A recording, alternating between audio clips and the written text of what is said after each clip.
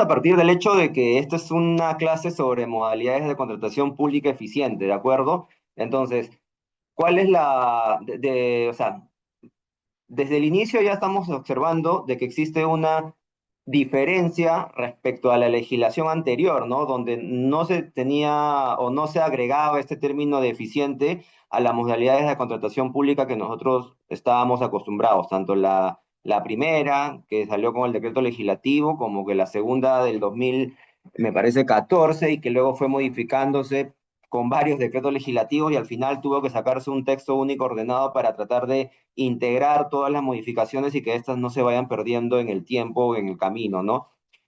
Pero ya cuando, o sea, una de las cosas que yo siempre digo que te da señales o te da muestras o evidencias palpables de que una ley no está funcionando como uno esperaría, es cuando empieza a tener diferentes modificaciones y que ésta requiera de un texto único ordenado. Este ya es la primera señal, ¿no? Ahí hay que, es como los red flags, ¿no? Hay que ir viendo y haciendo un monitoreo de hacia dónde va esta ley. Porque digamos, a ver, ninguna ley es perfecta, toda ley es perfectible, toda ley se puede ir modificando, se puede ir perfeccionando en el tiempo, se puede ir alterando, reformando, claro que sí. O sea, no hay ninguna ley que haya sido escrita en piedra, pero lo que voy es que una ley normalmente tiene una vocación de regular determinados comportamientos, regular determinadas relaciones jurídicas, en este caso entre el Estado y los proveedores o administrados, y que esa regulación al menos pueda proyectar unos efectos en el corto plazo, ¿no? Sin embargo, la ley de contrataciones con el Estado anterior, digamos, ha sido modificada casi en un periodo de 9 meses. En intervalo de 9 meses las normas se iban modificando. Entonces ya eso hablaba un poco mal de cómo se la estaba gastando esta ley, ¿no? Entonces, este es la primera diferencia respecto a la norma anterior, es el término eficiencia. Pero acá hay un punto interesante, ¿no? Porque en el proyecto de ley, ¿sí? En el proyecto de ley en los proyectos de ley que se fueron debatiendo en el Congreso, en un primer momento se estaba hablando, se estaba conversando sobre contrataciones públicas estratégicas, ¿no? Entonces ahí como que fue esta primera diferencia entre lo que se debatió en el proyecto de ley respecto a lo que finalmente se materializó, se concretó sobre la ley que ahora ya está vigente desde abril, a pesar de que la ley fue promulgada el año pasado, este reglamento recién estuvo publicado a principios de año y entró en su vigencia en abril de este año, ¿no? Con lo cual, esta es la primera gran diferencia respecto a la legislación anterior y también respecto a su proyecto de ley del cual partió, se desarrolló y finalmente se originó, ¿no?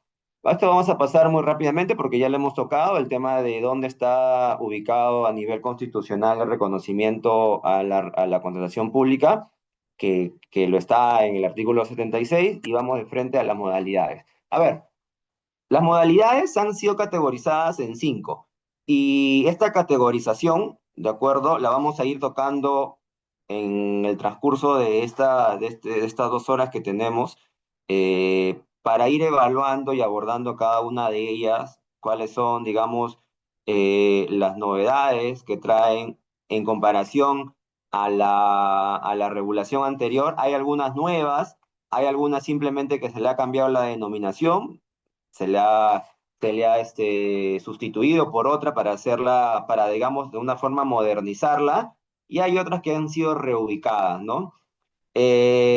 Son cinco, ¿de acuerdo? Son cinco las que están siendo consideradas como una modalidad eficiente de la contratación pública, y la única novedad, digamos por así decirlo, es que ahora ya se está agregando en algunos de los modelos la famosa categoría de innovación, ¿no? Compras de innovación, que también lo vamos a abordar en lo sucesivo.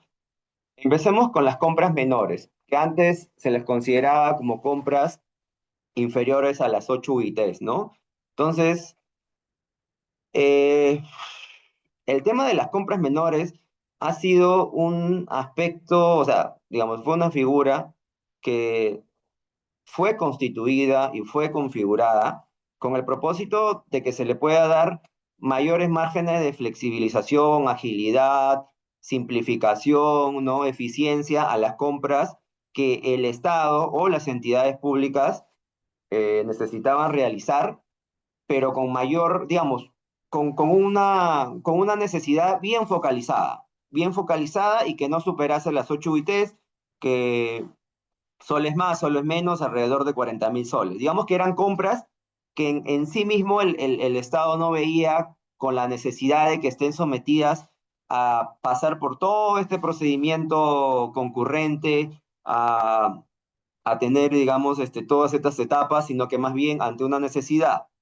que pueda ser menor, puntual, aislada, extraordinaria, si quieren llamarlo, la entidad pueda contratar de manera directa con algún proveedor o de repente en un procedimiento bastante acelerado y muy simple, sin tanta superación de etapas y todo lo demás.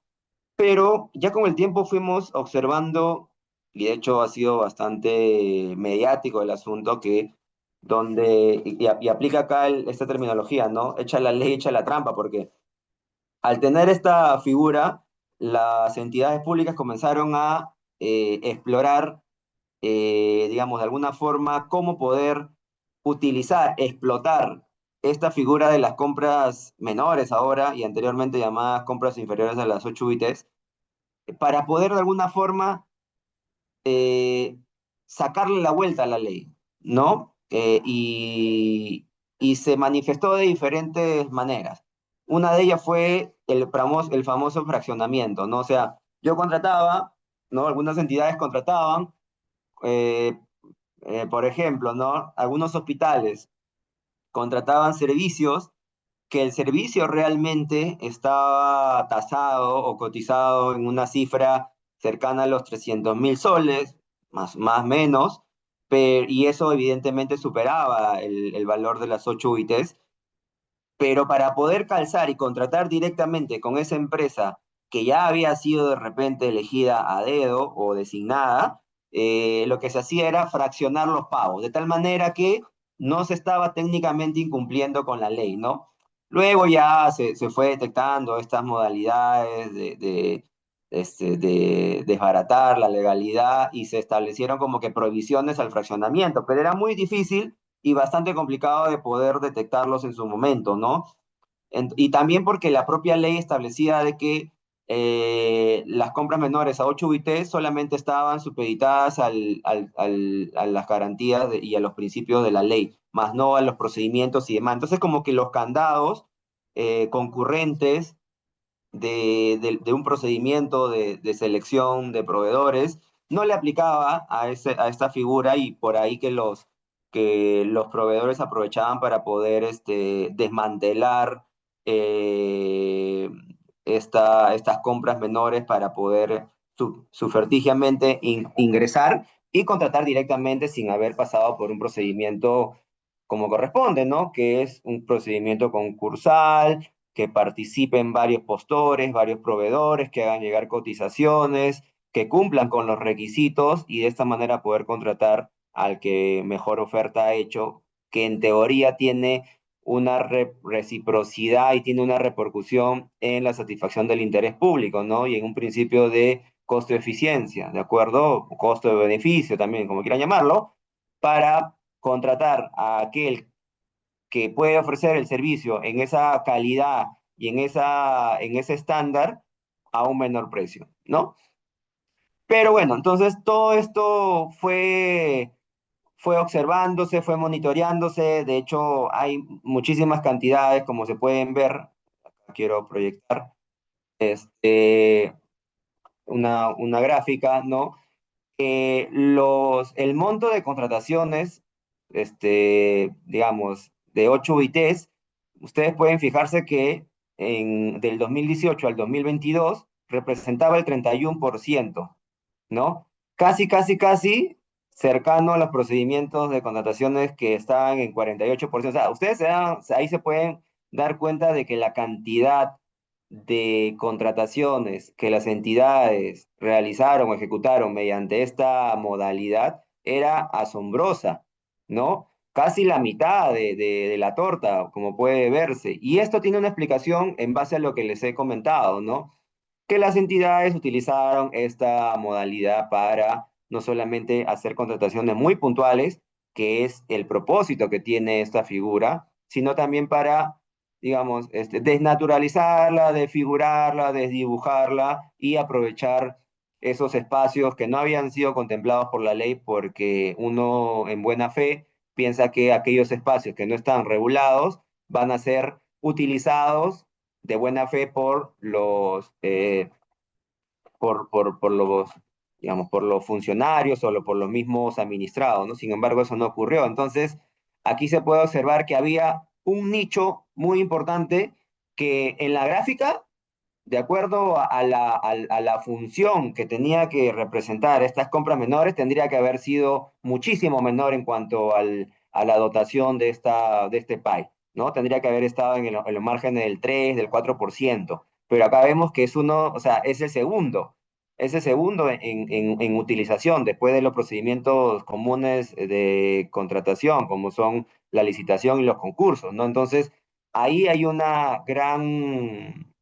gran punto en el que la ley se dio cuenta, el legislador se dio cuenta y empezó a reproducir y a desarrollar toda una regulación que luego se ha visto reflejada en la ley, ¿no? ¿Dónde está? Está en el artículo 34 de la ley y en el artículo 226 del reglamento. Entonces, ¿cuál es la definición ahora de estas compras menores? Que en realidad no ha variado mucho respecto a la regulación o al esquema normativo que tenía en la anterior legislación, porque se siguen considerando contratos celebrados por las entidades cuyos montos son igual o inferiores a 8 UIT. Entonces, por ahí no hay mayor distinción o diferencia respecto a la antigua legislación, que se encuentran vigentes al momento de la contratación y que no requieren procedimiento de selección para su contratación. Entonces, digamos que esos márgenes flexibles se mantienen. Se ha cuidado de conservar la esencia de esta modalidad, se ha cuidado de de albergar estas características y este propósito y esta función de esta modalidad para no perder de vista los beneficios que podría traer, porque de hecho tiene muchos beneficios poder establecer un esquema en el que no se requiera recurrir a un procedimiento concurrente o concursal para compras menores a un determinado monto, ¿no? Que de manera unitaria no representan un peligro, por así decirlo, o si bien hay algún peligro inherente, este no es suficientemente grande como para poder paralizar toda una contratación. No estamos hablando de contratos de 20, 40 o 50 millones, estamos hablando de compras, como digo nuevamente, en teoría y entre comillas, menores a los 40.000 soles, ¿no? Con el cambio actual de la UIT, un poquito más, 42.000 por ahí, ¿no? Entonces, pero ya estamos viendo de que la utiliza, o sea, que el rango, digamos, la recurrencia de las entidades en utilizar esta figura se ha incrementado hasta el punto de que entre el 2018 y el 2022, que son las estadísticas que se tienen a la mano, ¿no? Represente alrededor de un gasto de 71 millones de soles para el Estado peruano y además que esos 71 millones representen el 31% de los gastos en contratación de bienes y servicios, ¿no? Entonces, ahí hay una contradicción, como se los había comentado, ¿no? Que un poco iba a contracorriente de la finalidad de digamos, factor o elemento teleológico de estas compras menores que no estaba siendo atendida por la legislación vigente en aquel momento, ¿no? Entonces, digamos que esta conceptualización se mantiene en la ley y en el reglamento vigente y lo que se le ha agregado básicamente ha sido la necesidad, ¿no? Y la obligación, ¿no? O sea, se le ha impuesto estos deberes o estas tareas a las entidades. Eh, Primero, de que todas estas contrataciones tengan que tener una transparencia mucho mayor a la que se estaba teniendo, ¿no? Y para eso, todas las entidades están obligadas a publicar en el Pladicop, que es la nueva plataforma que va a sustituir al SEACE, la información referida a estos contratos menores. Entonces, no se puede escapar ninguno.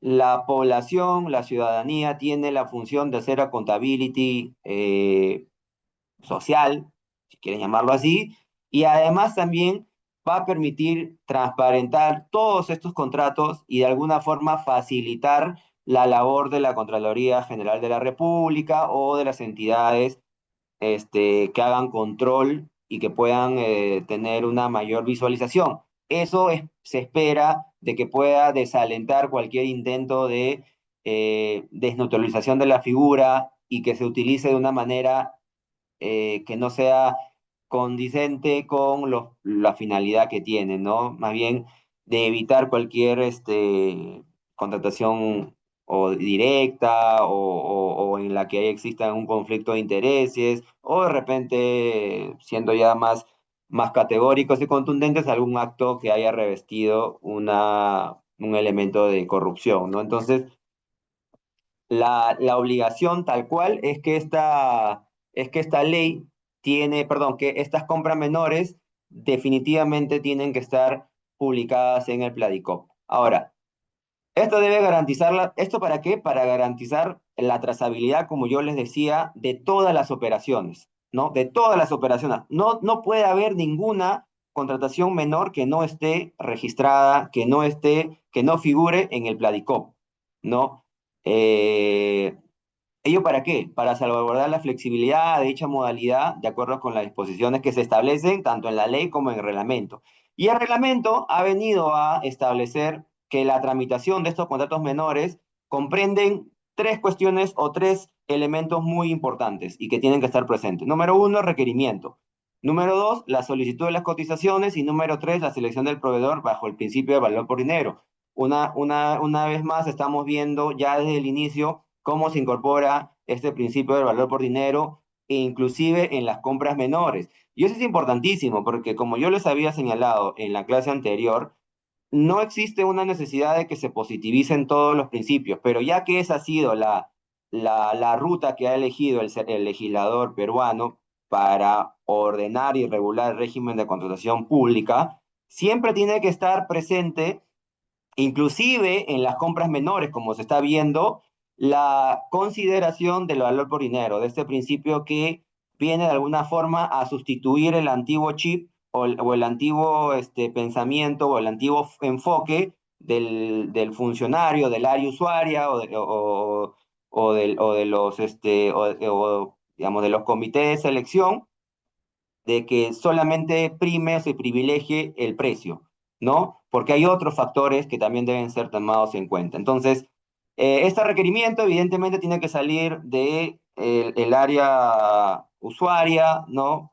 Perdón, de las áreas logísticas que por ahí puedan tener una necesidad, ¿no? Esta solicitud, luego el área usuaria va a hacer como que todo un trazado de las solicitudes de cotización, ¿no? Para ver cuál de ellas puede encajar o ser compatible con lo que se está buscando a través de esta compra menor. Y luego la selección de proveedor debe también seguir todo este complejo análisis o esta compleja evaluación de que no solamente debe ser seleccionado por el tema de el precio, sino también por el principio de valor por dinero. Todo este proceso desde el principio hasta el final, incluyendo la solicitud y la recepción de estas cotizaciones, se realiza a través del Pladicop. Como les digo, esta es la novedad o la nueva exigencia que ha traído la ley, ¿sí? Que antes por ahí se hacía, sobre todo en las municipalidades, distritales principalmente, no se hacía desde el inicio, sino que recién se colgaba toda esta información en el SEACE, en algunos casos, no digo en todo, cuando ya la contratación estaba encaminada o inclusive ya definida, ¿no? Como una suerte de pensar o de utilizar al SEACE, ya no existe, que ahora se llama Pladicor, como una suerte de registro de la contratación, pero lo que propone, lo que plantea y lo que exige la ley ahora es que todo este desarrollo, toda esta contratación se haga desde la plataforma del Pladicop, es decir, como se le dice, digital desde el origen, ¿no? ¿Por qué? Porque eso va a permitir, primero, tener transparencia sobre esta contratación, tener trazabilidad y poder verificar y monitorear si es que realmente esta contratación ha tenido un sentido y si es que el proveedor elegido cumple con estas condiciones, requisitos, etcétera, ¿no? El reglamento también dispone que para los contratos menores solo resulta aplicable la penalidad. Bueno, esta es otra de las cuestiones que ya se está recibiendo. La ejecución de la prestación hasta por un máximo del 10% del monto del contrato. O sea, no se va a superar el monto contratado mayor al 10% y se establece, esta también es otra modificación y otra novedad, que las controversias que surjan entre las partes sobre la ejecución, interpretación y resolución de los contratos se resuelven mediante conciliación. Entonces, se está estableciendo que en estos contratos, primero hay que agotar la vía de la conciliación como, como un mecanismo alternativo de resolución de controversias, inclusive antes de llegar a la etapa del arbitraje previa mediación del trato directo. ¿Por qué?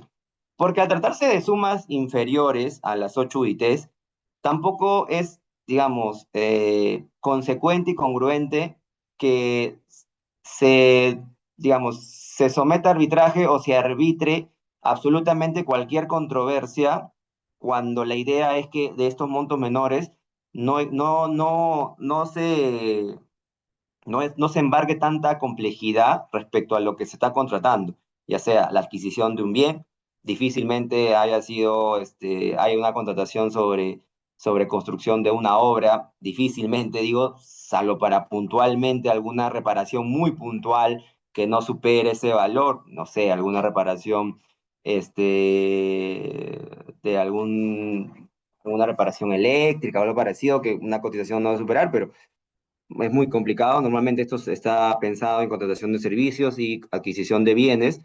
Entonces, ¿para qué utilizar o para qué complejizar esta controversia a través de un arbitraje? Que dicho sea de paso, un arbitraje es muy costoso respecto al monto de 40.000 soles, ¿no? O de las 8 UITs. O sea, va a salir más caro pagar ese arbitraje que más caro que lo que se va a recibir como contraprestación por ese contrato, ¿no? Entonces, está perfecto. Yo creo que la conciliación como una figura de resolución de controversias en este estadio y para esta modalidad, ¿no? Bueno, entonces, esas son las novedades de las compras menores. Hay que tener mucho cuidado con no incurrir en fraccionamientos de esta o la utilización desnaturalizada de esta figura. El hecho de que ahora va a estar todo en el Pladicop impone un candado mucho más riguroso, establece una disciplina y un control que ojalá pueda tener el efecto buscado para evitar cualquier uso desmedido e inapropiado de las compras menores, ¿no? Y se puede reducir. Otra de las cosas que también ha sido desarrollado tanto digamos, en los cuadernos de debate y en la exposición de motivos de la ley que se puede revisar en la página del Congreso y también en la exposición de motivos del reglamento, es que esta ley tiende o va a tender a ser revisada de acá a un periodo, ¿no? Esa es la idea, ¿no? Que de hecho no está mal, o sea, el punto de partida no está mal que la ley pueda ser revisada. Vamos a verla acá a un periodo, yo creo que podría ser quinquenal, si es que esta ley ha traído los beneficios que se ha propuesto, ¿no? ¿Para qué? Para evaluar si necesita algunos ajustes puntuales o si necesita algunos ajustes estructurales, ya se verá si los efectos y los beneficios que se han propuesto se han conseguido, o si por el contrario existen algunos puntos que en lugar de crear beneficios, ha creado desventajas, limitaciones, restricciones, perjuicio, por así decirlo, y que necesite ser removido o sustituido por, de repente, la figura como anteriormente estaba redactada o regulada, o por una que se haya visto que pueda sustituirla de una manera mucho más positiva, ¿no? Entonces, vamos a ver si es que estas medidas de transparencia, trazabilidad, de registrar el end-to-end de la compra, de la contratación menor en el Pladicop y de esta exigencia de que los requerimientos, solicitud de cotización, ¿no? Digamos que se ha establecido un mini track de etapas no, o sea, diferente de todas maneras al procedimiento de selección común y corriente, que por ahí te puede llevar a demorarte entre 3 a 4 meses mínimo, para que también se pueda cuidar el hecho de poder elegir al postor que ofrezca una mejor oferta y que esta oferta esté pensada en el valor por dinero y no solamente en el precio o en el monto que espera recibir de la prestación que se le va a exigir, ¿no? Entonces, esto es importantísimo que lo puedan tener en cuenta. Ojalá que estos porcentajes de 31% de acá a una evaluación a 5 años disminuyan dramáticamente y se pongan o se coloquen en el rango de los 5 4 de los 3 a 5%, que es donde debería ubicarse y que es donde debería pintarse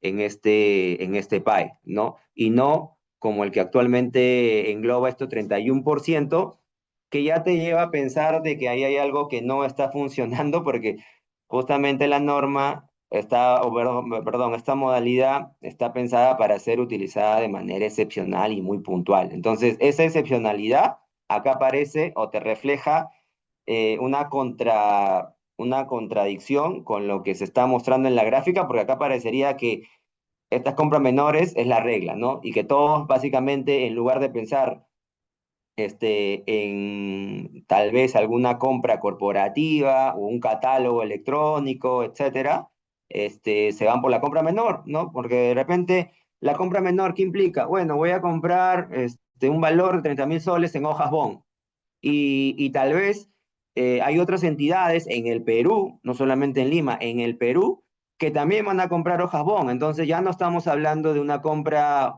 digamos, al por menor, que podría recibir cotizaciones mucho mayores, porque no se está comprando por granel, sino por una cantidad mínima, pero que si sumamos a todas las otras entidades que también tienen la misma necesidad de hojas BON o requieren ese insumo para la ejecución de sus funciones, podría ser que se pueda encontrar un precio menor y ya no se recurra a esta figura o esta modalidad de las compras menores, ¿no? Veremos también cómo las entidades pueden también cumplir, ¿no? Con el propósito de esta ley y no desvirtuarla, que es otra de las cosas, ¿no? Y que es otro de los propósitos también que fueron en su momento observados y subrayados por la OECD al señalar que al Perú, o sea, a las entidades públicas y a sus funcionarios se necesitaba realizarle toda una serie de capacitaciones, ¿no? Más allá del componente cultural, ¿no? Que es una cuestión de que no se enseña en las universidades ni en los colegios, sino que ya viene de la familia, pero en general era, era, era necesario poder brindarles todas las herramientas y todas las capacidades en esta materia para que el funcionario pueda resolver y tener alguna opción mucho más beneficiosa que no implica tener criterio, ¿no? Porque el criterio no se enseña ni se compra, el criterio se adquiere y ya viene uno con esa, con esa habilidad, vamos a decirlo así, ¿no? Entonces, esperemos a ver cómo se desarrolla en cuanto a la realidad el uso de las compras menores y si que esta realmente de acá a un trayecto, a un horizonte de 5 o 3 años, por ahí, ha cumplido su función y su finalidad. Esa es la primera modalidad. La segunda es compras por encargo, ¿no? Y las compras por encargo también tienen o sea, tienen un antecedente. De hecho, solamente se le ha hecho alguna modificación en cuanto a la terminología, ¿no? Y acá el componente, digamos, principal es que se ha mantenido la esencia de esta figura, ¿no? De encargar a otra entidad, que en este caso ya sería una figura que está en el tubo del LPAS, que es el encargo de funciones, ¿no? Porque de repente ya existe una entidad que tiene la especialización, que tiene la plataforma, que tiene el personal y que tiene también los incentivos, ¿no? Para poder realizarlo, como por ejemplo Perú Compras, ¿no? Porque a pesar de que yo puedo ser algún ministerio o una municipalidad, le tengo que encarar a Perú Compras porque es más eficiente. ¿Sí? Es más eficiente y al final mi análisis me va a llevar a demostrar que es mucho más barato consignarle esa labor o esa actuación a una entidad que está totalmente especializada en contratar y en buscar precios y calidad de manera equilibrada para poder adquirir bienes, servicios, etcétera, con obras también, perdón, bienes y servicios, ¿no? Entonces, esa, digamos, es la finalidad para la cual se debería gestar y para la cual se tendría que haber pensado esta figura, ¿no? Y también en los organismos internacionales. Ahí los organismos internacionales tiene un prisma que hay que verlo con bastante cuidado, ¿ya?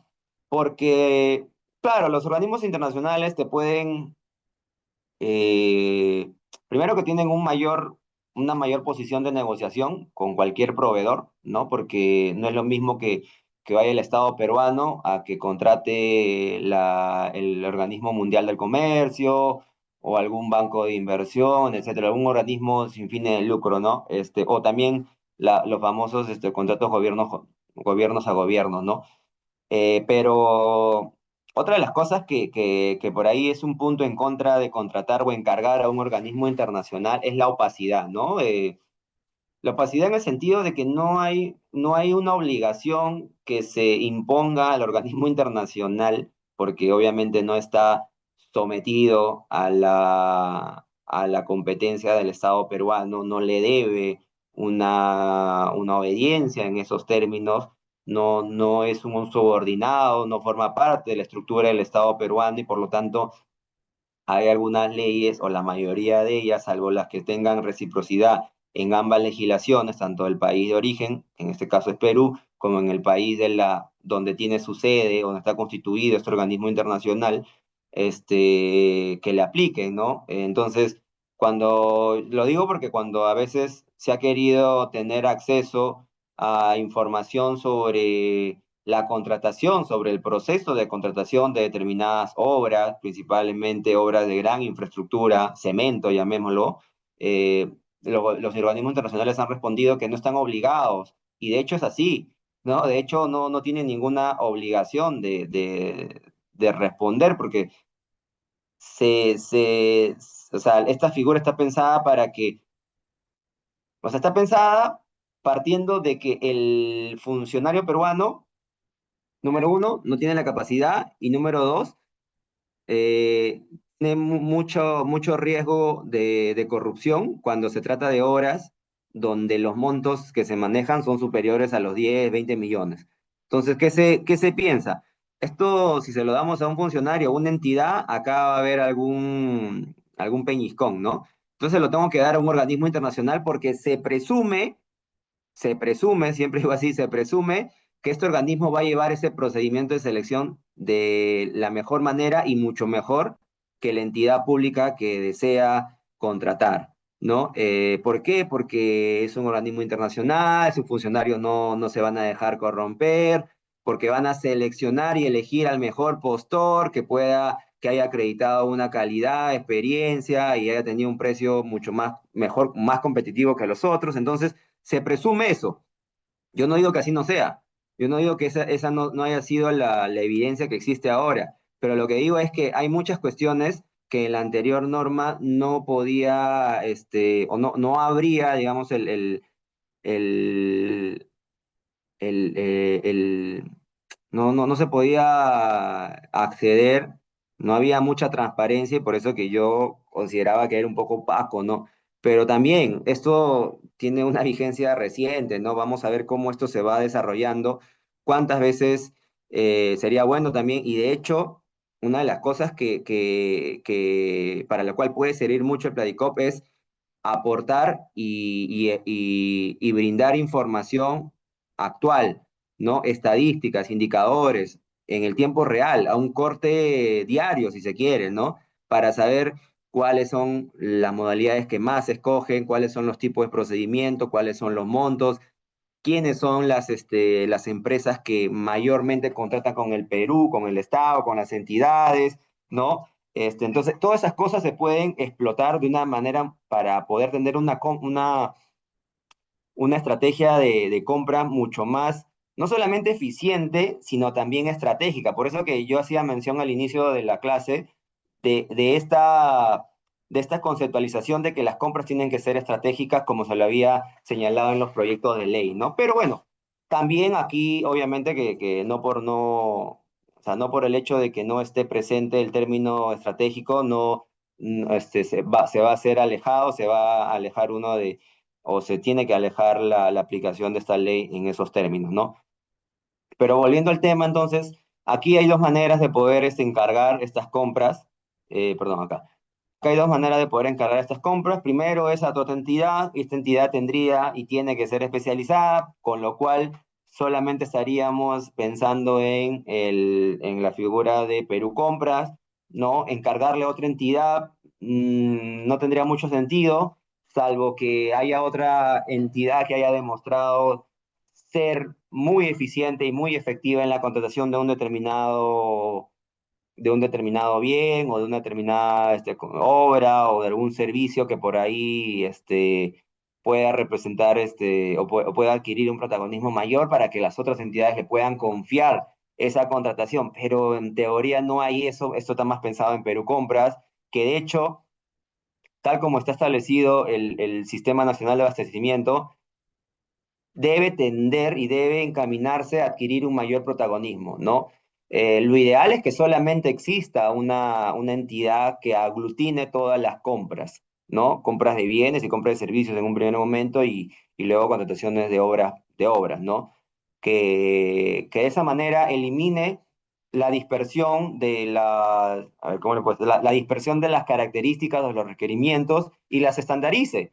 Y eso también va a hacer de que el flujo de información sea mucho más ordenado del que existe actualmente, porque estamos hablando de compras que por ahí se pueden hacer de una manera mucho más articulada y estructurada para evitar que, que un mes estemos reparando las veredas y al siguiente mes estemos reparando los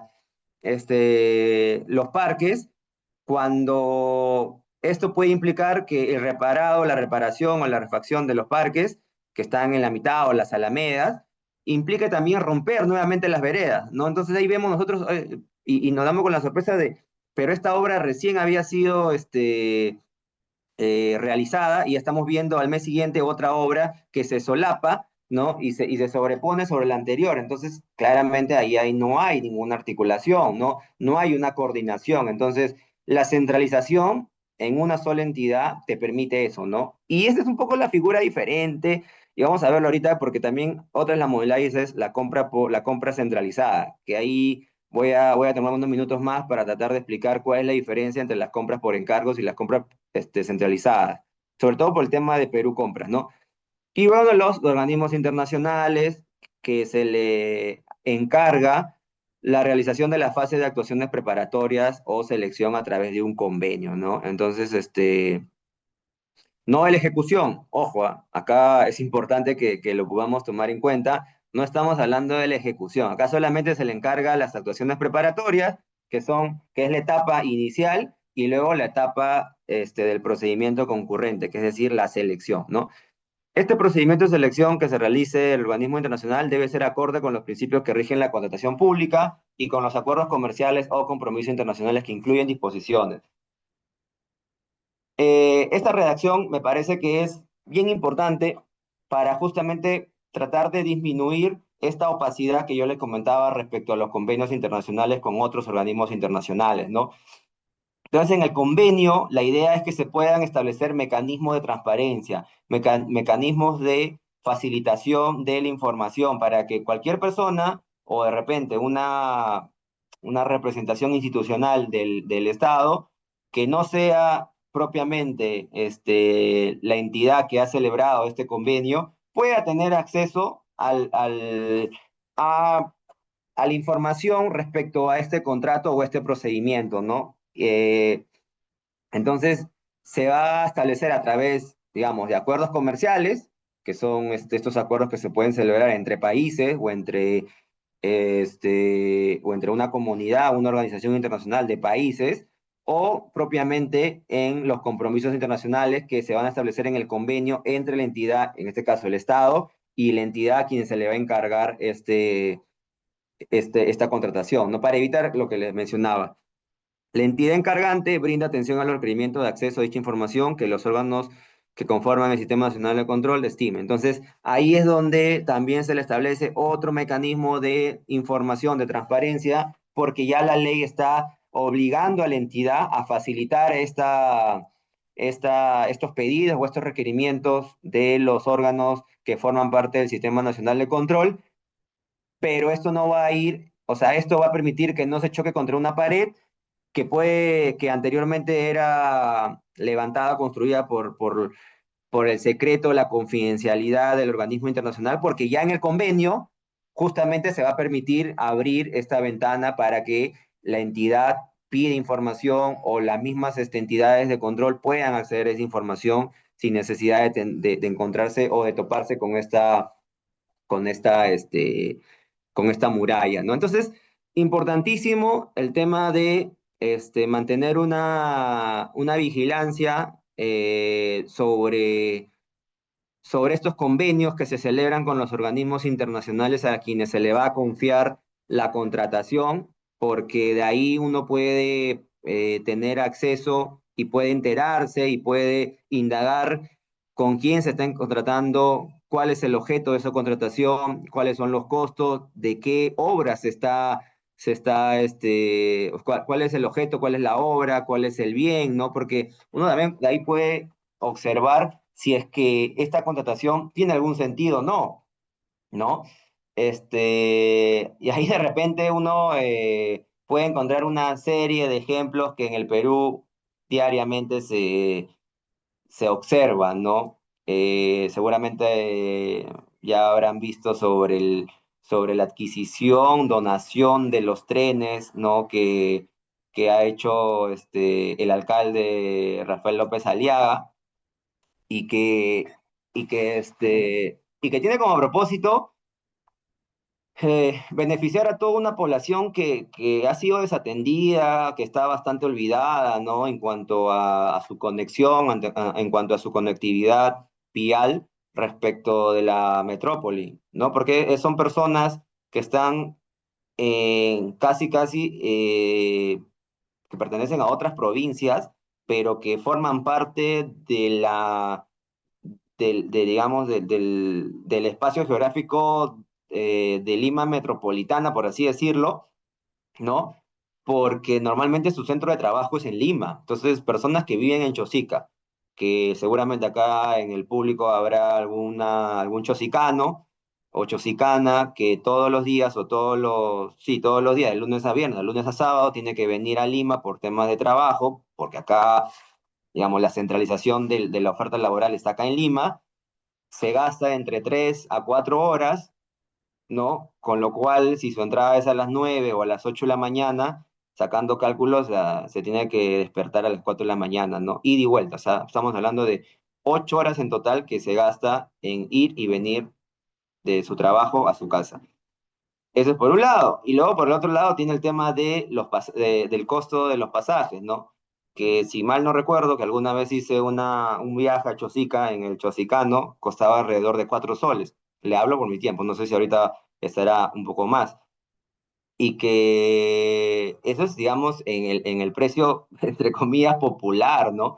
Porque ya si uno quiere viajar más rápido o más cómodo, según sea la preferencia, puede también contratar o, bueno, adquirir los servicios de un colectivo, ¿no? De estas van, que los precios rondan entre los 6 y 8 soles, y ya no les digo lo de los taxis, ¿no? Si uno quiere venirnos en taxi, ¿no? Entonces, y además es solamente hasta Lima, hasta el cruce de la avenida Garcilaso de la Vega, que es Tacna, como la conocemos, y me parece, el paradero es el centro cívico, ¿no? Y un poquito más, de repente algunos van hasta Alfonso Ugarte.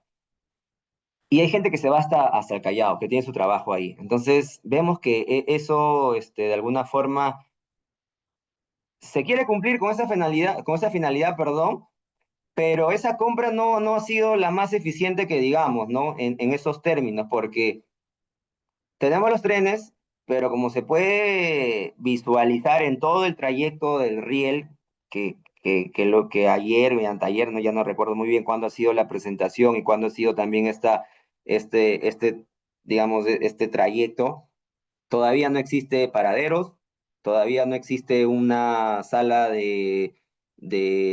sea, un espacio donde los trenes puedan repararse, ni digamos, todos los requerimientos que pueda adquirir, perdón, o que pueda necesitar un tren de ese tipo, ¿no? Reparaciones, suministro de combustible. Entiendo que va a ser un combustible, la gasolina o algo por el estilo, porque no está alimentado o no está pensado para estar alimentado, porque no hay rieles o no hay una infraestructura de electricidad, así que por el momento entendería que no va a funcionar a electricidad, sino a un combustible, un combustible fósil, ¿no? Luego, no hay paraderos, no hay todavía no hay conductores que hayan sido capacitados, preparados para poder manipular y manejar ese tipo de trenes. No hay un concesionario porque el que maneja los trenes de carga no tiene esa capacidad. Tampoco, digamos, no hay, o sea, hay algunas zonas del trayecto en donde no han sido saneadas ni tampoco han sido liberadas las interferencias, ¿no? Eh, los que manejan acá de repente, o los que están metidos en temas de infraestructura ferroviaria, no me van a dejar mentir de que existen protocolos y existen, digamos, mejores prácticas, si la quieren verlo, de que se necesita un espacio entre el riel que le llaman, o sea, que le llaman el derecho de vía, ¿no? Y alguna construcción, ¿no? Porque es por un medio de seguridad, como un mecanismo de seguridad para proteger a las personas, ¿no? Entonces, hay partes del trayecto en donde la vía está a 1 metro de una canchita deportiva o de casa. Entonces, ¿qué es lo que va a necesitarse? Evidentemente se va a necesitar expropiar esos terrenos. Si son públicos, no va a haber problema, pero si son privados, se va a tener que llegar a un acuerdo con esa familia, que en el Perú es muy difícil que alguien llegue a un acuerdo en buenos términos, por lo cual se va a tener que hacer una expropiación, ¿no? Entonces, eso normalmente lleva tiempo. Ahora, esos temas técnicos o estos protocolos técnicos que todavía no han sido puestos en el debate público, poco o nada le importa a la población, ¿no? Que está, digamos, ardiendo en necesidad, ardiendo o sea, hay un reclamo bastante antiguo y bastante potente y justificado, dicho sea de paso, de toda esta población, tanto de Chosica como del Callao, de poder llegar a Lima en un transporte público decente, a un precio digno, y que no les reste el tiempo en el día de casi un tercio del día solamente en movilizarse, ¿no? Que ya de por sí es trágico y es bastante deficiente, pero vemos que estas complejidades permiten, perdón, complejidades que se han visto en la adquisición de estos trenes y su puesta en marcha y lo que falta, te llevan a pensar de que una contratación pública que tienda o busque ser eficiente, justamente tiene que pensar en todos estos supuestos para que el servicio, el bien o la infraestructura que se vaya a construir pueda ser de la mejor calidad, perdón, y que pueda tener una repercusión positiva en la población, que finalmente es la que se va a beneficiar, ¿no? Entonces, con esto no quiero, yo realmente ni soy crítico, ni tampoco soy partidario de lo que ha hecho López Aliaga, tampoco es que sea tibio para no dar mi opinión, pero mi opinión es, creo que su intención ha sido buena y su intención ha sido como que, oye, tragamos los trenes y luego ya vemos cómo nos las arreglamos, ¿no? Pero esto lo que ha ubicado e identificado el alcalde es un reclamo que viene de antaño. O sea, no podemos ser tampoco ciegos en decir que esto de acá o todo este asunto que se ha creado a raíz del tren ha sido generado por el alcalde. No, esto ya viene de antaño, o sea, el Estado peruano, las anteriores gestiones, tanto del gobierno como de las alcaldías, sabían y habían identificado que muchas personas estaban desconectadas y tenían que hacer estos tramos, ¿no? Que eran costosos en tiempo, en dinero, en salud, etcétera, y que tranquilamente tendrían que haberle dado una prioridad o una preferencia o haberle dado una solución. O sea, estamos hablando de que Chosica representa tiene y alberga una gran población económicamente activa desde los años 80 aproximadamente, ¿no? En los años 90 ha crecido más y ya no les digo los 2000, o sea, siendo buenos, hace 20 años que la población de Chosica viaja constante y continuamente a Lima para poder trabajar y no se le ha dado y no se le ha facilitado un medio de transporte público que sea acorde a lo que ellos necesitan, ¿no? Entonces, esto un poco que te refleja, primero, que no se tiene una estrategia, una planificación, bueno, hasta ahora poco, esperemos que con la ley y también con la política que existe y con el Sistema Nacional de Abastecimientos se pueda resolver, pero no solamente en Lima, sino también en otras partes de la capital y otras partes del Perú, ¿no? Tenemos que hacer que esta ley entre en operación inmediatamente, ¿no? No tenemos que esperar hasta el próximo año, hasta el próximo verano, para recién realizar obras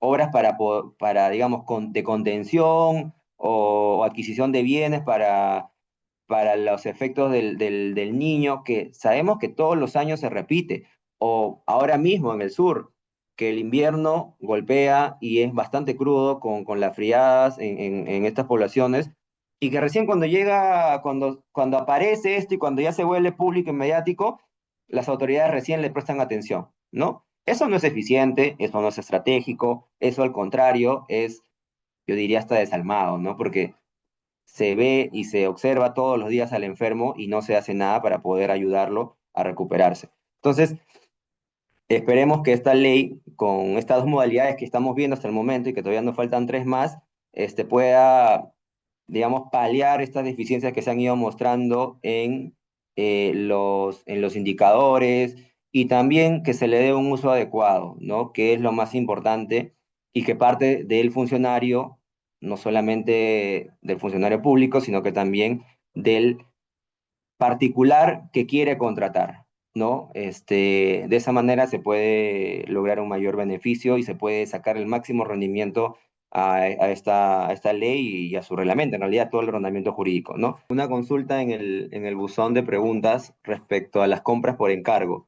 Si me parece, si era sobre si estaban a cargo o por decisión del titular o por el área de logística.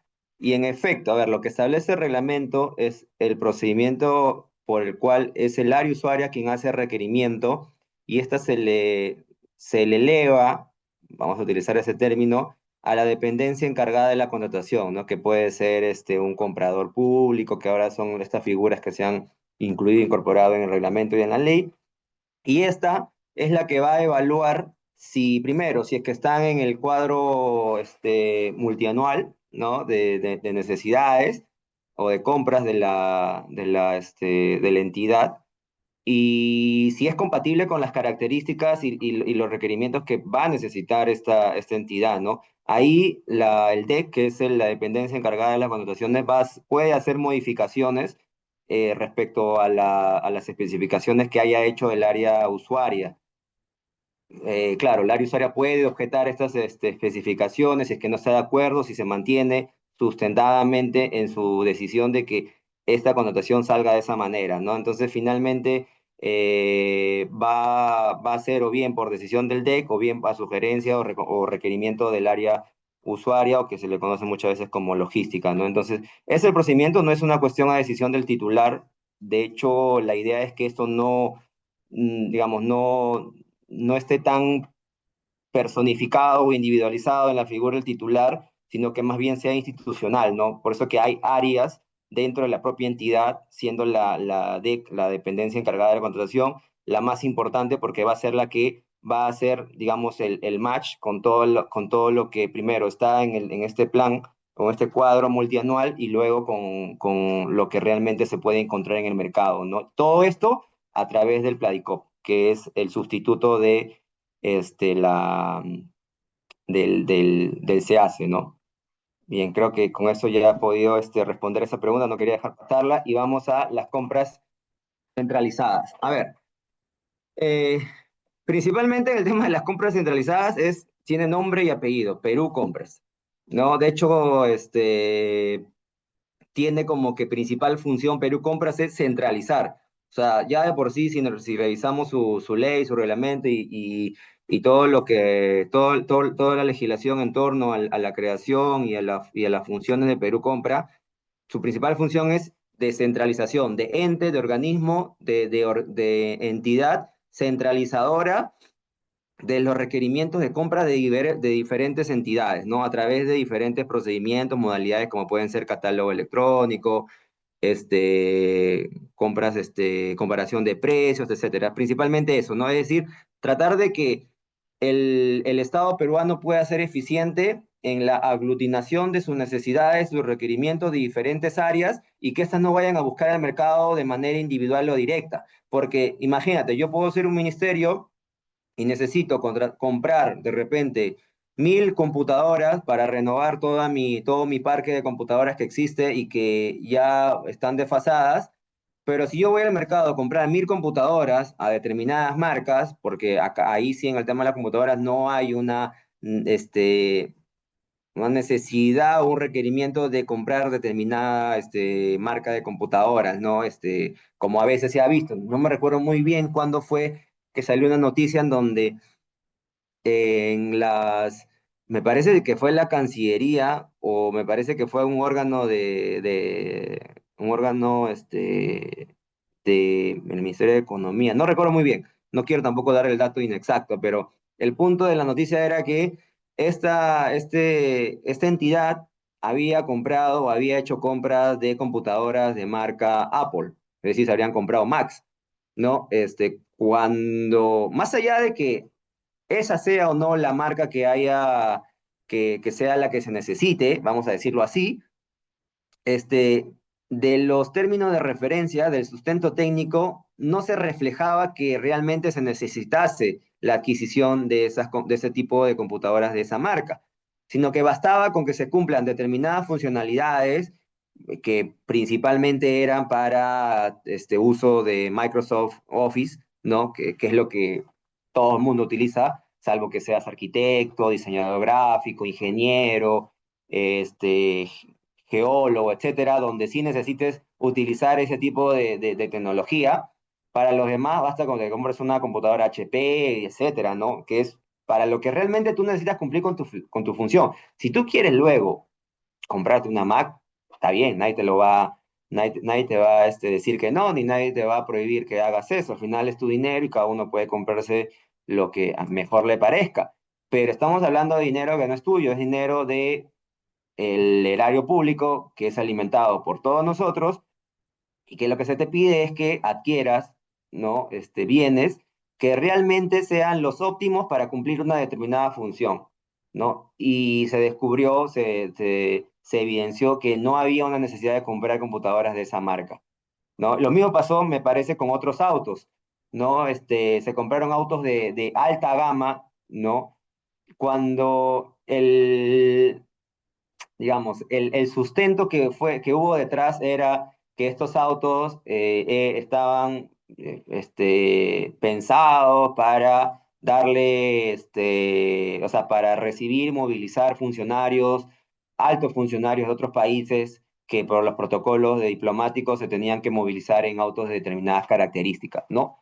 Pero luego se demostró y se encontró en las noticias de que esos autos no estaban siendo utilizados por los embajadores o por los cónsules, sino por personal que tenía un establecimiento aquí en el Perú, que no cumplía con labores diplomáticas y que sin embargo utilizaba autos de alta gama, ¿no? BMW, Mercedes-Benz, etcétera. Entonces, digamos que ese tipo de inconsistencias que se puedan ir encontrando, y ya volviendo al ejemplo de las computadoras, se puede encontrar que no solamente yo, como un ministerio X, necesite tantas computadoras, sino que también todos los otros ministerios o todas las otras entidades o los gobiernos regionales o los gobiernos locales que hayan en diferentes partes del Perú puedan decir, yo tengo 1000, yo necesito 1000, necesito 500, necesito 10, necesito 20, etcétera.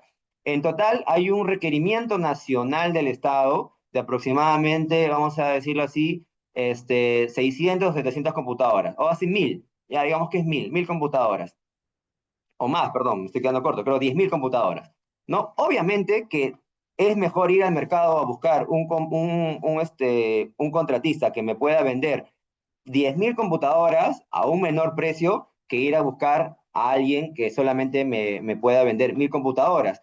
Porque si por 1.000 me van a ofrecer un precio unitario de 1.200, 1.500 soles, de repente por 10.000 me van a ofrecer un precio unitario de 900 o de 1.000 soles. Me estoy ahorrando unitariamente alrededor de 300, 400 soles, que si lo multiplicamos por la totalidad de la adquisición, evidentemente hay un beneficio, hay un ahorro importantísimo. Esto solamente es un ejemplo muy simple, muy práctico de lo que podría y de lo que genera realmente esta, esta centralización que está en la figura de Perú Compras. De hecho, Perú Compras es una de las entidades con una capacidad de gestión muy buena, ha sido premiada, ha sido reconocida por entidades internacionales y eso se apunta, y eso se debe apuntar, ¿no? Que su labor pueda ir encontrando puntos de ahorro, puntos de coordinación y que se centralice, se estandarice, para que tampoco, o sea, digo, perdón, para que también no solamente el beneficio vaya por el tema del gasto, es decir, del precio, sino que también vaya por el tema de la calidad. Porque de repente yo voy a adquirir una computadora, volviendo al ejemplo de las computadoras, que es de una determinada marca, pero que en el análisis, en la evaluación de las condiciones, de los requerimientos técnicos, de las especificaciones técnicas, me demostraron que era la que yo necesitaba por costo-beneficio, y hay otra entidad del Estado que de repente compró a un precio mayor una computadora de una determinada marca que no cumplía con esos requerimientos y que al final su periodo de vida o de duración era mucho menor o la calidad que ofrecía era mucho menor a la mía. Entonces yo compré bien porque adquirí un bien a un menor precio que cumplía con lo que yo realmente estaba buscando y que podía cumplir con todas esas operaciones y funcionalidades, y sin embargo otra entidad que tenía exactamente la misma necesidad que yo, es decir, de computadoras, compró mal porque adquirió tantas computadoras a un mayor precio y esas computadoras no terminaron rindiendo lo que esa entidad necesitaba o esperaba. ¿Y eso por qué sucedió? Porque yo fui por la mía y esa entidad fue por la suya, cuando podría haberse resuelto, y todavía digo podría porque ocurre, porque no todas las entidades recurren o encargan a Perú Compras. Hay algunas que siguen manteniendo su contratación a través de sus propios órganos, de sus propias áreas usuarias, de sus propias áreas contratantes, ¿no? Entonces, digamos que el beneficio o, la, o el plus que puede ofrecer Perú Compras es bastante importante, ¿no? Entonces, aquí ya estamos entrando a un poco a cómo se incorpora, se interioriza el tema de la estrategia, ¿no? Que yo les había dicho que en el proyecto de ley y también en la exposición de motivos del reglamento se habla mucho de compras estratégicas, y esto realmente sí es comprar, perdón, con estrategia, ¿de acuerdo?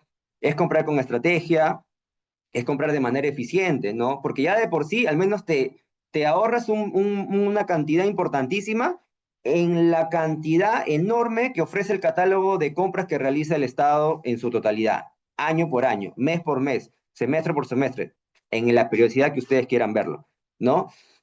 Pero como le decía, esto está pensado para encargarle a alguien. Yo realmente, o sea, uno lo lee y dice, esto es para Perú Compras, pero acá también se abre un poco el paraguas, se abre el espectro para poder encargar esto a otras entidades, todas las fases del proceso de contratación, Y acá viene la novedad. Aquí también se le incluye la etapa de ejecución. ¿Se acuerdan que en las compras por encargo solamente se le encargaba tanto a Perú Compras, y me quedo con este nombre propio, como a los organismos internacionales de la etapa de selección y de las actuaciones preparatorias? La diferencia marcada, y acá ya vemos cuál es la distinción entre figura y figura, es que en la compra centralizada también se le puede encargar, ¿no?, a Perú Compras la etapa de la ejecución, es decir, el pago, la liquidación de estos contratos, ¿no?, que no estaba en el apartado anterior o en la figura anterior. Esto es importantísimo porque legitima aún más a Perú Compras, fortalece aún más su función, ¿no? De dotarle de esta capacidad de gasto, de poder ser ellos quien puedan hacer el pago, ¿no? A los contratantes, porque finalmente deja de ser un intermediario que de alguna forma pierde su fortaleza o su posición una vez que ya entrega o le dice a la entidad, mira, ya acá está el contratista que ya lo seleccioné luego de haber superado diferentes fases, toma, para que hagas tú. Pero viéndolo de una lógica de end-to-end, de estrategia, no tiene mucho sentido que yo solamente transcurra o recorra dos etapas y le devuelva esa última etapa, que es una de las más importantes, porque ahí viene el tema de la ejecución, ¿de acuerdo? Ahí viene el tema de, oye, acá está lo que compraste, toma, a ver, verifica. Es exactamente lo que tú pediste, tiene estos requisitos, cumple con estas especificaciones, la calidad que tú me estás trayendo es la que yo esperaba o no, ¿no? Porque eso ya en el modelo anterior o con la figura anterior, eso ya es parte de lo que tiene que hacer la entidad contratante. Ya no Perú Compra, pero acá en esta figura centralizada ya es Perú Compra quien se encarga de eso, ¿no? Entonces ahí es importantísimo. Y luego el objetivo principal, como le decía, de estas compras centralizadas es el aprovechamiento, ¿no?, del conocimiento técnico especializado y la capacidad instalada de una entidad contratante, que es Perú Compras, ¿no? Ellos ya tienen ese conocimiento, esa experiencia, esa trayectoria también que te ofrece, y también reconoce la posibilidad de que existan otras entidades, como yo les decía, que puedan contratar con la capacidad de asumir dicho rol. Es muy difícil, yo no conozco muchos ejemplos, la verdad, diferentes a Perú Compras. No sé, en algún momento me pareció en alguna conversación que tuve que había una entidad que se encargaba de alguna forma, o una oficina, me dieron ese nombre, una oficina que era la encargada de contratar los suministros de armas de los tres cuerpos de las Fuerzas Armadas, la Marina, el Ejército y la Aviación, y también de la Policía Nacional, que de alguna forma era la que centralizaba todos estos pedidos que hacían estas entidades de las fuerzas de seguridad, tanto interna como externa.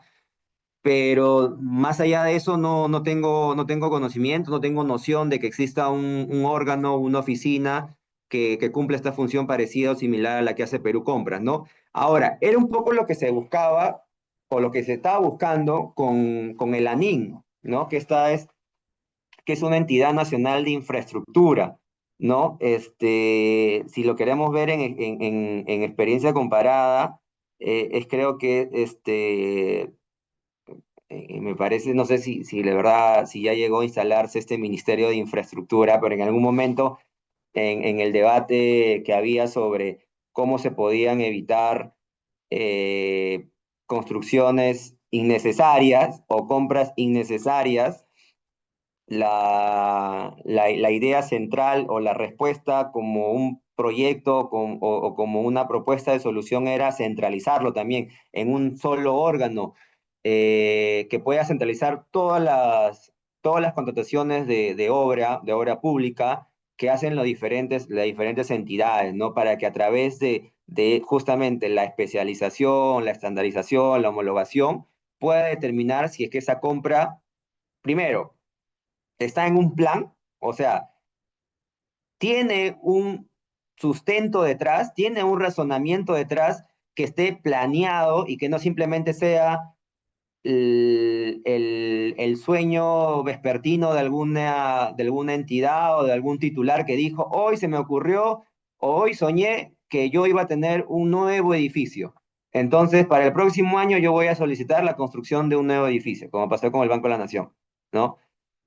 Sino que esté detrás, tenga un sustento, una explicación, una fundamentación lógica y racional para poder solicitar esa construcción determinada, ¿no? Número uno. Número dos, que esa construcción tenga y cumpla una finalidad pública, o es decir, que esté conducente a la satisfacción de un interés que evidentemente tiene que repercutir en el beneficio general de la población, ¿no? Número tres, que haya una articulación, ¿no? Es decir, si yo estoy, a ver, como municipalidad, imaginemos, ¿no? Yo como municipalidad quiero construir un riel o quiero traer un tren para poder levantar o construir una infraestructura nueva para movilizar personas de un distrito a otro distrito, pues también lo que yo necesitaría es poder contratar a una empresa que se encargue o que vaya haciendo las obras en las zonas aledañas, ¿no? A otra empresa que se encargue del mantenimiento y operación de los trenes y de los rieles, a otra empresa que se encargue de su reparación, si es que se puede, o sea, si la contratación es por secciones o si se quiere centralizar también, no hay problema.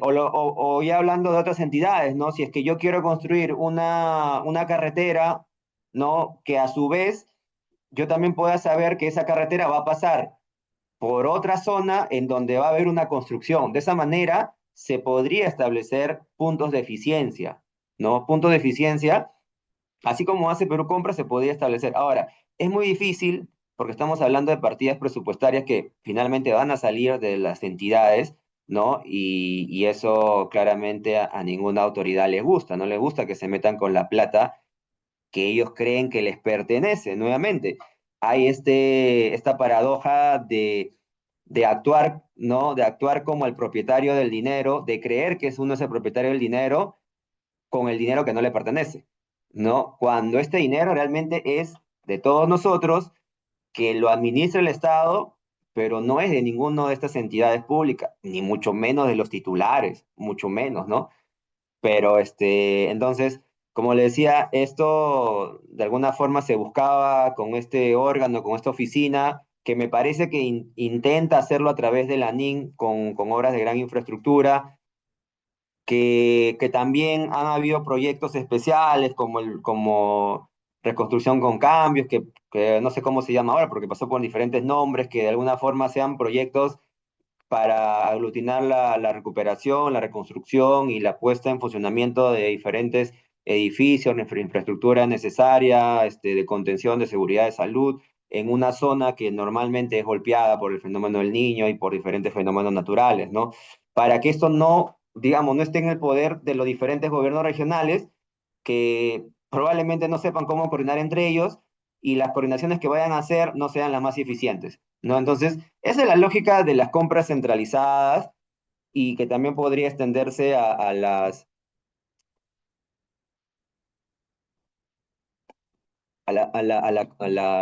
contratación de obras, ¿no? Entonces, a ver, creo que he visto algún par de preguntas. Ajá.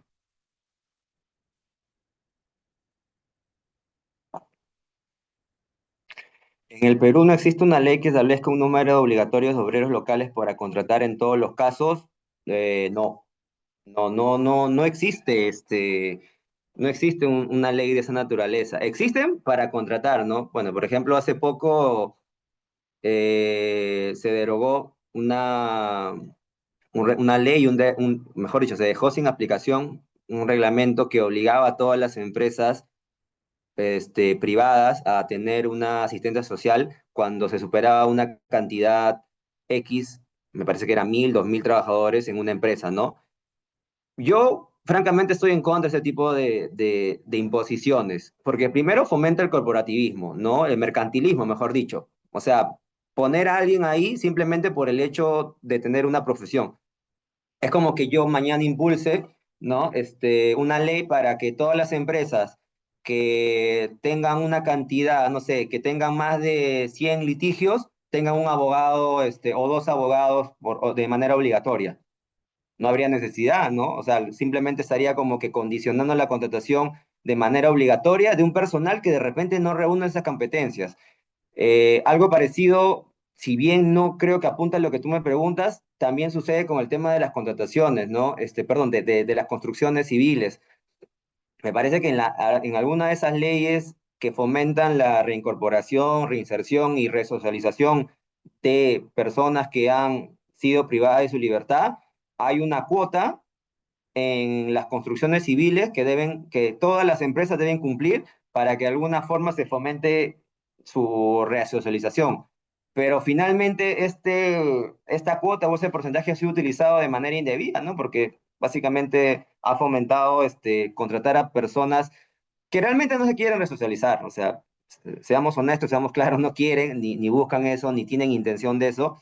Y por el contrario, les abre la puerta a mafias, ¿no? Estos sindicatos famosos, que en realidad es la fachada, la cubierta de organizaciones criminales, para colocar ahí a personas que simplemente a través de extorsión le dan un trabajo fantasma, pero que nada de eso trabaja. Ahora, en temas de localidades, la verdad, no existe una ley y creo que tampoco sería una ley constitucional, me parece. O sea, supeditar la contratación de trabajadores locales por ley discriminaría a los trabajadores que no pertenecen a una determinada localidad, ¿no? Eso no sería igualitario, me parece, según una perspectiva constitucional.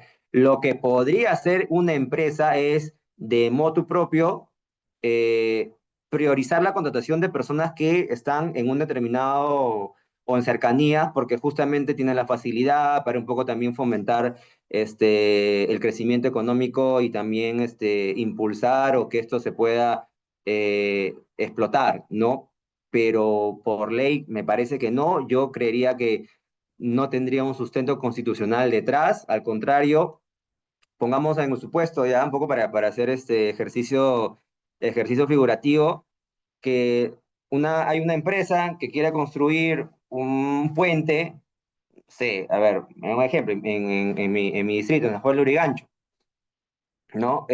O en una zona de San Juan de Lurigancho, ¿no? Los que conocen de repente, en Zárate. Entonces, este puente en Zárate, si existiese una ley de esa naturaleza, pues obligaría a esta empresa a contratar a solamente obreros que hayan crecido y nacido en Zárate o que vivan ahí, ¿no? Entonces podrían presentar diferentes escenarios. Número uno, escasez de mano de obra, porque puede ser de que justamente en esa zona no haya ningún obrero, todos sean personas, digamos, que tienen otro tipo de trabajo, ¿ok? Número dos, bueno, que los haya, pero que no sean los mejores. Entonces ahí te pones en una contradicción porque luego vas a pedirle a esa constructora que su obra resista, pero si no ha sido construida por los mejores obreros, probablemente eso no suceda así. Entonces tienes dos sustentos y le limitas el campo de contratación a una empresa determinada de poder contratar a los mejores componentes. Ahora, como le digo, ¿no? O sea, fijar por ley que esto deba contratar a pesar, inclusive colocando excepciones, creo que sería limitar, por un lado, el derecho a la contratación, que es un derecho fundamental de toda persona, jurídica o natural, y segundo, perdón, segundo, el principio de la igualdad, el derecho a la igualdad ante la ley y en la ley. Y tercero, la libertad, el derecho al trabajo, ¿no? De cualquier persona, porque, o sea, ¿cuál sería el criterio, el requisito, el mérito para poder discriminar, o mejor dicho, priorizar a personas de una determinada localidad en perjuicio o en detrimento de otras, ¿no? ¿Por qué? No debería. El único requisito sería que tu construcción sea no sé, en Puno, y claro, obviamente que la empresa va a preferir contratar a personas que vivan en Puno. No tiene mucho sentido que contrate a personas que vivan en Lima, salvo que su necesidad técnica así lo requiera, ¿no? Salvo que en el mercado laboral de Puno no exista alguien que pueda reunir ese perfil, bueno, obviamente que van a ir a buscar a otros lugares, ¿no? Eso es algo que el mercado realmente soluciona, ¿no? Si no existen interferencias, el mercado lo puede solucionar. A ver. No recuerdo muy bien el número exacto de la ley, pero yo sí tengo conocimiento que había, a ver, no sé si es en un número exacto, pero era una ley de resocialización que era un poco del desarrollo que había sido emanado de una sentencia del Tribunal Constitucional en donde se establecía que todas las personas que habían sido privadas de su libertad y que habían sido recluidas en un centro penitenciario, tenían el derecho a resocializarse, reinsertarse y las tres R, ¿no? Y que el Estado debería garantizar eso. Entonces, una manera de que el Estado pueda este, cumplir con ese mandato era a través de estas cuotas o estos cupos que se le brindaba para personas que habían salido de cárcel y que pretendían o tenían ese interés de volverse un elemento activo en la sociedad y no puedan volver a eh, rein, o sea, volver a delinquir, ¿no? Permite generar la adquisición de bienes de segundo uso, si es así, cumpliría por dinero porque va a salir más costoso por el mantenimiento. Eh, Miren, es depende, ¿ya? Porque depende de la antigüedad, depende de la condición de ese segundo uso. Hay bienes que no necesariamente, por haber sido comprados de segundo uso o de segunda, como se le denomina, ofrezcan una calidad y una funcionalidad menor o paupérrima, ¿no? Sobre todo por bienes que no necesariamente son fungibles a un uso, a un horizonte corto de tiempo, ¿no? Claro, si tú me vas a decir alimentos, evidentemente te diría que no. Si me vas a decir focos, te diría que no. Pero si me vas a decir autos, o sea, hay autos de segunda mano o hay empresas que se dedican a vender autos de segunda mano, que tienen un año, 2 años de antigüedad, que de repente el kilometraje no supera los 10 o 12 o 12.000 kilómetros, los 20.000 kilómetros, que realmente es como si fuese nuevo, que podría adquirirse y que sí cumpliría con el principio de valor por dinero porque primero, se le estaría como que dando un uso sostenible a bienes digamos, que no son de un uso unitario o un uso fungible, a un precio menor, evidentemente, porque son de segunda mano, y que cumplen una función, ¿no? Una función que es movilizar a funcionarios, etcétera, ¿no? Entonces, yo creo que dependiendo de la casuística se puede evaluar si es que cumplen o no cumplen con esa función del valor por dinero, pero es muy interesante tu pregunta, ¿no? Muy interesante tu pregunta porque lleva a pensar que tampoco la aplicación del valor por dinero es tajante, categórica o de un solo modo, ¿no? O sea, no es lineal. Te puede llevar a supuestos en los que tienes que justamente, y es lo que decía, aplicar ya el criterio del funcionario, el criterio del área usuaria, el criterio de la dependencia encargada de las contrataciones, ¿no? De saber un poco tener el olfato de elegir muy bien cuál es el bien o el servicio que se necesita, ¿no? O la obra que se necesita. Claro, vamos a hablar de obra, evidentemente de segunda mano ahí no entra, estamos hablando, me parece que de bienes, ¿no? Entonces, creo que por ese lado sí. Ahora, ¿qué ejemplos malísimos pueden ser? Cha, médicos, ¿no? O sea, insumos médicos. Claramente que ahí sí no puede haber ninguna adquisición de segunda mano, creo yo. De repente alguien especializado en compras médicas hospitalarias me puede decir que no es así, que con un proceso de higiene, de salubridad, y eso puede utilizarse una camilla, un monitor, un aparato, un ventilador, no lo sé, podría ser, ¿no? Pero creo que depende mucho de la condición en la que se pretende adquirir el bien. Yo he visto muchas donaciones y a veces las donaciones son bienes o productos nuevos y hay veces que son donaciones de segunda mano y que luego son utilizadas en hospitales, en colegios, etcétera, y funcionan, ¿no? Entonces hay un poco que hay que ver si es que realmente se puede cumplir o no con el principio de valor por dinero y si es que ese bien tiene todavía las condiciones para poder seguir operando con normalidad y pueda retribuir en un beneficio. Ahora, lo ideal, claro, a uno siempre le gusta comprarse algo o sea, del primer uso, ¿no? Es lo ideal, pero también acuérdense que o sea, comprar de segunda mano no significa comprar mal. Ya, no es, o sea, no hay como que una etiqueta, un adjetivo acompañado al de segunda mano ya es malo, ¿no? Hay que ver. Hay que ver porque dependiendo del dinero con el que se cuenta, del presupuesto con el que se cuenta, de la función para la que se le quiere destinar ese bien, puede ser que esa compra pueda ser eficiente, que es la, el gorro con el que comienza este apartado de compras públicas, modalidad de compras públicas eficiente, y también puede ser eh, cumplidora del principio de valor por dinero. ¿Sí? Bien, entonces, como ya finalizamos compra centralizada, ahora vamos con compras corporativas. Un poco es, digamos, parecida a lo que ya hace Perú Compras, pero acá la modalidad, y creo yo que esta figura va a tender en algún momento a desaparecer porque en algunos aspectos, en algunos puntos, se superpone con lo que ya realiza Perú Compras, ¿no? Porque acá lo que te dice la norma es dos o más entidades, ahí se puede abrir el paraguas para tantas entidades como requieran, pueden consolidar la contratación de bienes y servicios para satisfacer sus necesidades comunes a fin de alcanzar condiciones más ventajosas. Lo que está diciendo es, yo Ministerio X, o el Ministerio de Producción, vamos a decirlo así, con el Ministerio de Transportes, como tenemos una buena coordinación nosotros y tenemos diferentes convenios, oye, nos hemos dado cuenta que tú y yo necesitamos impresoras. ¿Cuántas tienes tú? Bueno, yo necesito 100.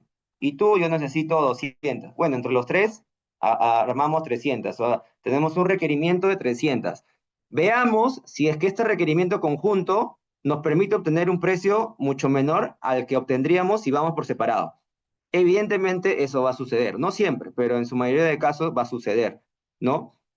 Pero sigue estando por fuera o sigue estando relegado el factor de la especialización, ¿no? Que sí lo tiene Perú Compras. Perú Compras tiene una especialización que ya lo había dicho, que ha sido reconocida y todo lo demás, que de repente no tiene esa área de contratación de las diferentes entidades y que de hecho puede llevarte a adquirir, o sea, más allá de que sea a menor precio, puede llevarte a adquirir un bien o una contratación que no cumpla necesariamente con los requisitos de calidad, ¿no? Entonces, pero como le digo, se mantiene esta figura, se mantiene para poder, digamos, permitir que que las entidades puedan coordinar y de alguna forma ahorrar esos costos, pero si es facultativa, digamos, si hay una facultad de hacerlo, lo pueden hacer. Ahora, si es obligatoria, definitivamente esto tiene que ir por Perú Compra. O sea, si se dan cuenta, al final el precepto, la disposición te lleva a que esto a la larga va a terminar siendo absorbido. O sea, esta figura va a terminar siendo absorbido por las compras centralizadas. No, no, por eso le digo, no tiene mucho sentido, pero lo han mantenido porque seguramente han observado o han identificado que se sigue manteniendo este tipo de modalidades con algunas entidades. Entonces, para darle continuidad y no cortarlo, porque mm, sería más difícil poder pasar de una modalidad a la otra, lo han mantenido. Creo yo, como les digo, que esto a la larga va a terminar siendo absorbido por el esquema que maneja o que administra Perú Compras. Ahora, estas son, digamos, las compras comunes, las que ya conocíamos, la ya habíamos visto en la antigua ley y en las diferentes modificaciones. Y la novedad viene con la compra pública de innovación. ¿Sí? La compra pública de innovación es lo nuevo, es lo que se ha incorporado, lo que se ha, lo que se ha colocado como una nueva figura y que está pensada principalmente en compras eh, de investigación, o sea, adquisición de servicios, de bienes, de investigación y de desarrollo, ¿no? Esto es nuevo, evidentemente eso está pensado más bien como un proyecto, no, no en el proyecto de ley, sino como un proyecto de ver cómo el Perú puede nivelarse, ¿no? A diferentes innovaciones que cuando suceda, la ley no estaría preparada, si se mantuviese como está, para poder ordenarlas, porque lo más probable es que el funcionario de turno te vaya a decir, esta contratación no tiene ninguna regulación y si no está en la ley o en el reglamento, yo no la aplico. Entonces creo que esa es la finalidad y de hecho de eso se desprende la lectura de la exposición de motivos, que esta compra pública de innovación está pensado en el futuro, en lo que pueda ocurrir y en modalidades que realmente son más pensadas como cajas de arena o los sandbox, ¿no? Para un poco hacer el ensayo, este, contratación de riesgo y ventura, y sobre todo en contrataciones de innovación, investigación, innovación, tecnología, etcétera, ¿no? Entonces, ¿cómo cómo lo ha estipulado la ley? Señala que son contrataciones o compras que promueven el desarrollo de nuevos mercados innovadores, es decir, totalmente este, explorado, o sea, perdón, sin explorar, ¿no? Entonces, lo que pueda aparecer, lo que pueda surgir como como un requerimiento, para esto ha sido creada esta figura. Desde la demanda de las entidades contratantes, posibilitando que éstas obtengan soluciones que no existen en el mercado. Como le decía, de repente yo puntualmente requiero contratar una pintura. A ver, por ejemplo, si soy un distrito de la costa, donde tengo el problema de la salinidad y de la humedad del mar, que eso corroe mi infraestructura metálica y también mi infraestructura vial. Entonces, de repente yo necesito para el Perú, con sus propias características climatológicas, etcétera, un tipo de bien que no lo voy a encontrar en el mercado, pero que sin embargo o sea, le puedo ir a decir a un determinado productor, o el productor puede venir a decirme, oye, mira, yo te puedo preparar o, o este, o producir lo que tú necesitas, ¿no? Por eso que se dice desde la demanda de las entidades, es decir, si la entidad lo demanda así, posibilitando que éstas obtengan soluciones que no existen en el mercado o que requieran adaptaciones, ajustes o mejoras que impliquen la incorporación de elementos innovadores. Entonces, esto cambia un poco el paradigma, ¿no? Vamos a ver si esto se aplica. Normalmente hay mucho miedo de parte de los funcionarios cuando surge una figura que no se entiende muy bien porque no hay un antecedente y no se puede, y le tienen el temor, la preocupación o el riesgo de equivocarse y que obviamente ustedes saben que una equivocación en este tipo de contrataciones te lleva a un disciplinario, uno de responsabilidad funcional, penal, etcétera, ¿no? Entonces, vamos a ver si esta figura se utiliza, pero me parece muy interesante. La titularidad de los derechos de uso generado de las actividades de investigación y desarrollo, y más de, así como el estándar de rendición de cuentas, incluido el sustento de la decisión de optar por ese tipo de contrataciones, ¿no? Las entidades contratantes habilitadas a desarrollar la contratación de pública en innovación son los ministerios y sus organismos públicos, programas y proyectos adscritos. Hay dos modalidades, ¿sí? Compra pública precomercial y asociación para la innovación. Exploremos y revisemos de qué se trata cada una de estas modalidades de la compra pública de innovación. La compra pública precomercial es la contratación de un bien o servicio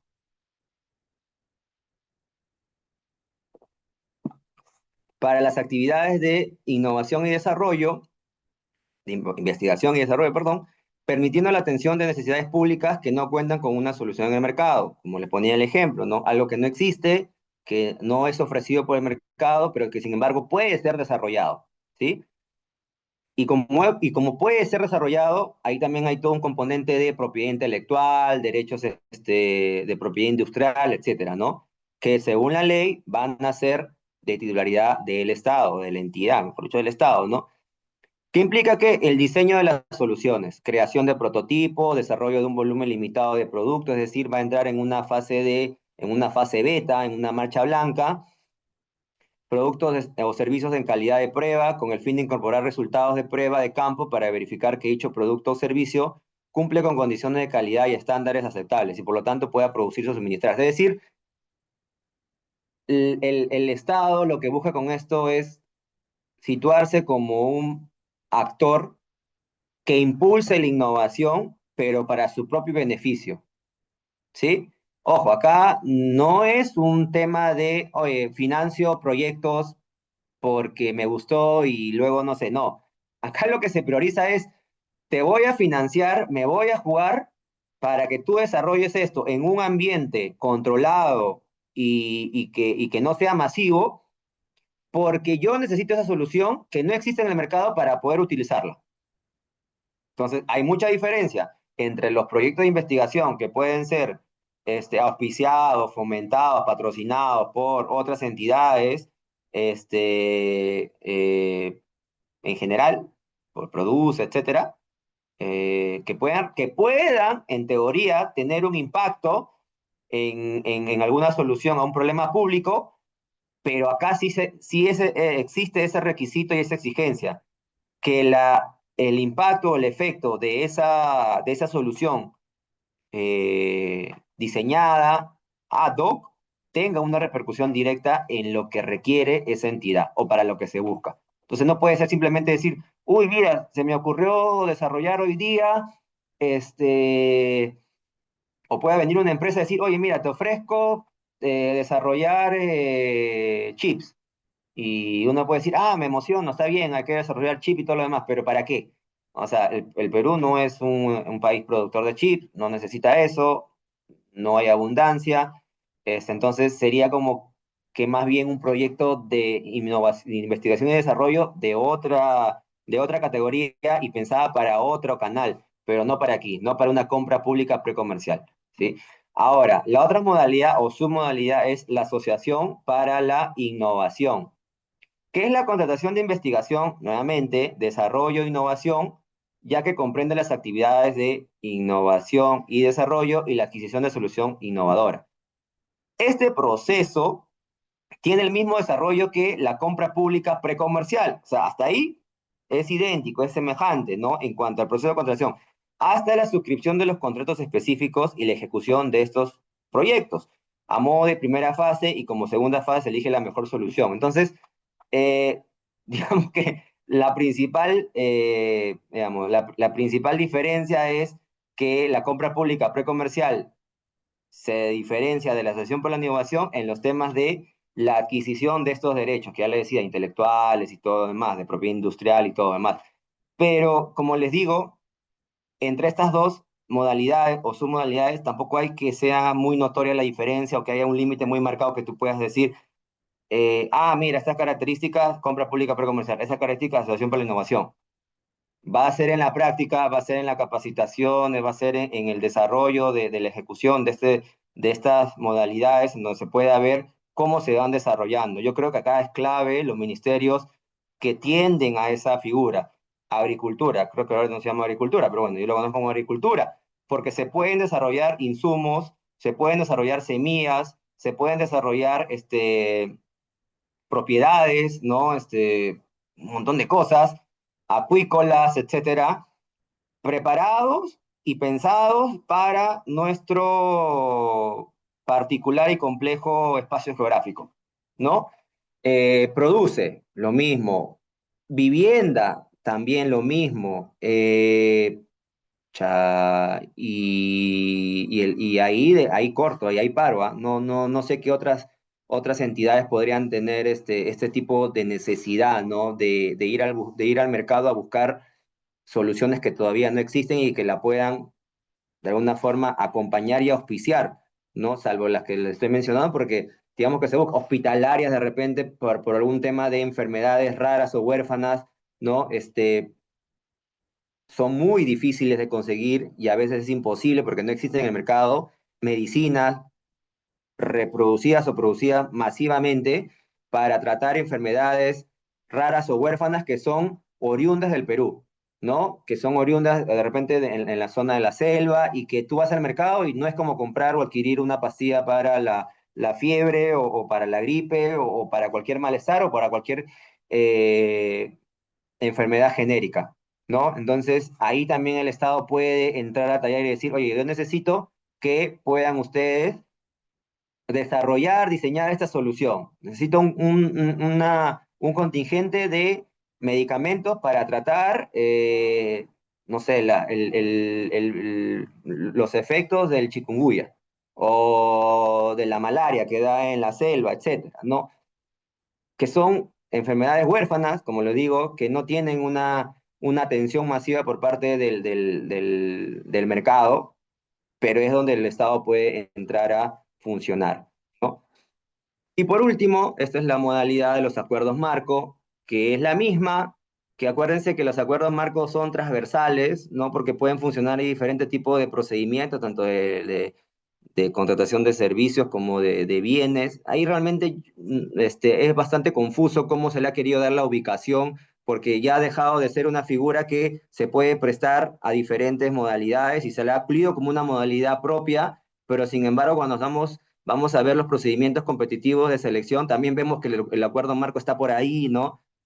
Rondando y atento a que pueda ser utilizado, pero se le ha respetado todas las características, todas las condiciones, todas las ventajas y los beneficios que puede ofrecer el acuerdo marco, que es permitir que las entidades puedan simplificar y agilizar el proceso de adquisición de bienes, ¿no? En caso de contratación de bienes y servicios requerido de manera reiterada, porque ya tienes un acuerdo marco donde ya están las especificaciones, entonces tú, especificaciones y precios, vas y eliges, ¿no? Ya evidentemente han pasado todas las empresas, todas esas cotizaciones u ofertas han pasado por este proceso de selección, entre comillas, para poder entrar como un postor, ¿no? Entonces ya hay un acuerdo donde ya simplemente la entidad se va a facilitar, ¿no? Se desarrollan, claro, etapas del proceso de contratación mediante acuerdo marco, considerando la fase de selección, la fase de ejecución contractual, cuyas disposiciones específicas se desarrollarán en la directiva que emita la Dirección General de Abastecimiento, que ya han sido como que producidas desde enero hasta la fecha y van a seguir siendo producidas, ¿no?